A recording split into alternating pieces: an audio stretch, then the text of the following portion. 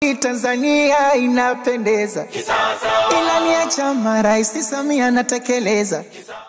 Ni furaha na nderemo kwa wananchi wa wilaya Mbogwe baada ya halmashauri yao kuwapatia mikopo isiyo na riba kwa awamu ya pili, wakilenga kuwawezesha kiuchumi. Asante sana. Kwa awamu hii ya pili, jumla shilingi milioni 486 zimetolewa kwa vikundi 64 vya wanawake, vijana na watu wenye ulemavu. Usafirishaji safi. Mama Samia. Katika awamu ya kwanza, halmashauri hiyo ilishatoa zaidi ya shilingi milioni 324 kwa vikundi 41. Hii sasa inafanya jumla ya mikopo iliyotolewa kufikia shilingi milioni 810 kwa vikundi 105. Ni hatua kubwa katika kuinua uchumi wa mtu mmoja mmoja na jamii kwa ujumla.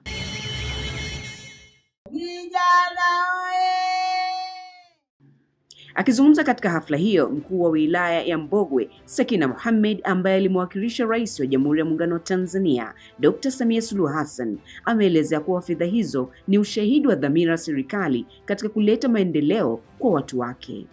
Amesisitiza kuzitumia fedha hizi kwa malengo yaliyokusudiwa ili tija yake ionekane, wananchi wapate maendeleo ya kweli kwa familia zao na kwa taifa.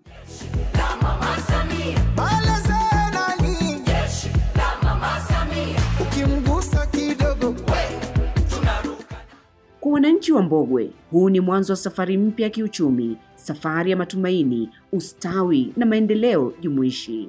Mikopo bila riba kwa maendeleo ya wote.